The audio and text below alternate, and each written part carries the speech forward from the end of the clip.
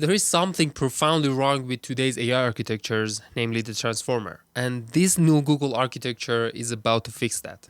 The writing is on the wall for me as somebody working in this space.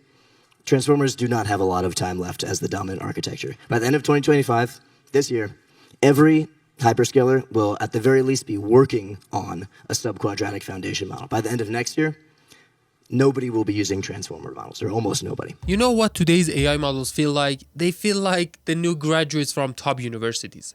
You talk to them and they are brilliant, but when it comes to actual practical work, they are not as useful. Unlike the new graduates from top universities who will soon join the industry and start gathering experience and become more and more useful, these AI models have a tragically short lifespan.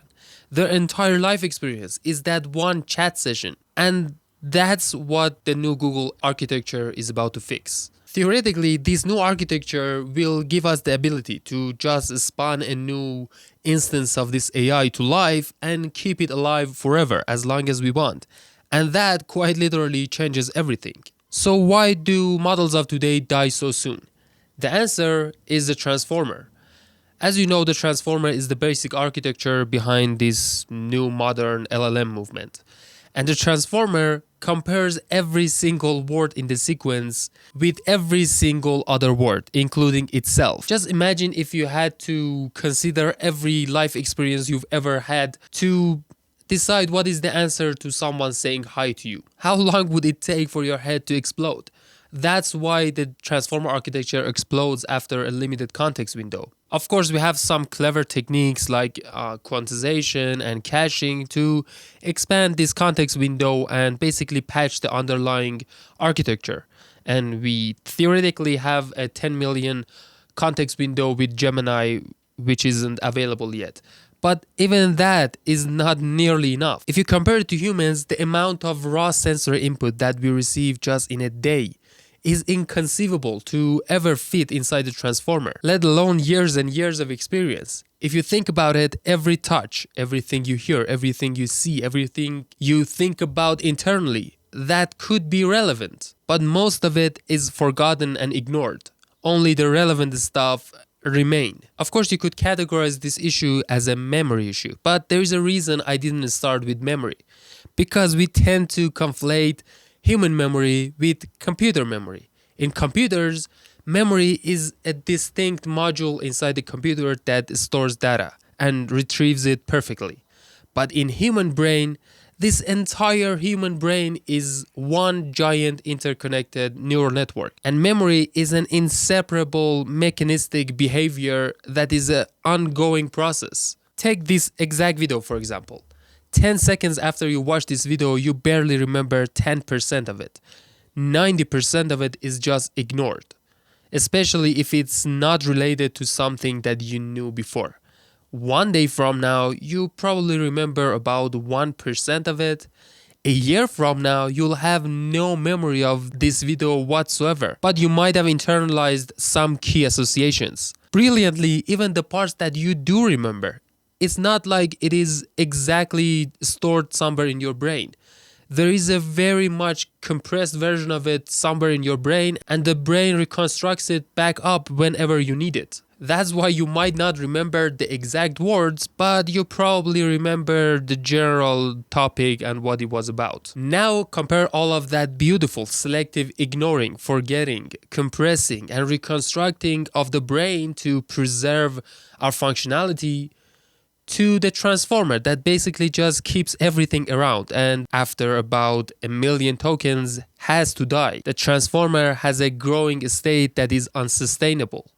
And that brings us to subquadratic architectures. What is a quadratic architecture? In transformers, every word is compared to every single other word including itself. So n number of words compared to n number of words, that's n2, that's a quadratic operation. It's a bit more complex in inference time, but it again essentially results in a quadratic computation complexity for the entire sequence. But the subquadratic architecture has to have some mechanism to ignore, forget, compress, and reconstruct previous interactions to basically prevent the state from growing indefinitely. just like a human brain.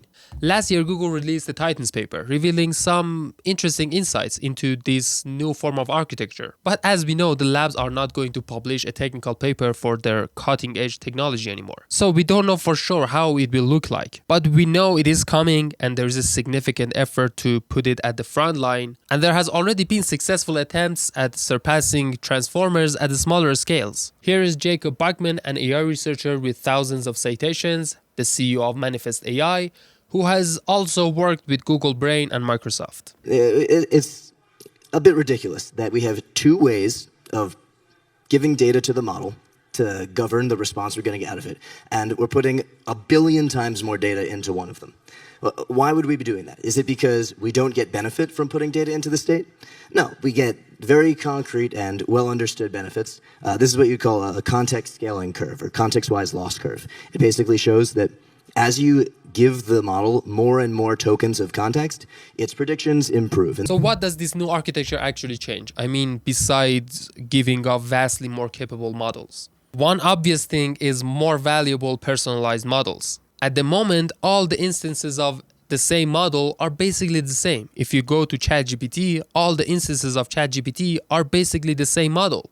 But if you have infinite context window, that means you can educate your instance of ChatGPT to be better than everyone else. So you can provide real, tangible value by educating AI models. And that might result in a market for educating AI models, selling copies of educated AI models, and adding another layer of value on top of the already trained AI models. But perhaps the biggest change and the most exciting to me is the possibility of distributed AI.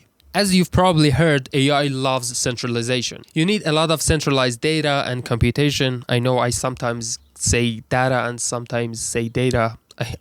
I think both of them are fine, but anyways, in this new architecture, there is a possibility that proximity is not as big of a deal.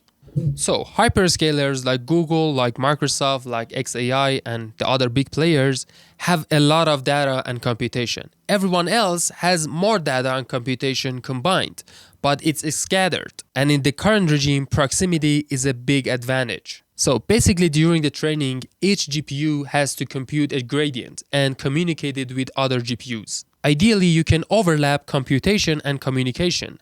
So basically, the GPUs have no downtime. But if your GPUs are far apart, that means the communication becomes the bottleneck, and the GPUs have to have a lot of downtime. That's why distributed training is so challenging. But if the context window is much larger, imagine we are living in a world that we are regularly training context sizes of billions and trillions of tokens. That means each GPU has to do a lot more computation before communicating. So in that world, proximity is not an advantage because you're bottlenecked by the computation anyways, and you can send a big set of weights halfway over the world with no downtimes on the GPUs. No, hyperscalers are not going anywhere because clean, consistently high quality data is a challenge. They have a lot of talent, they have infrastructure, they have distribution.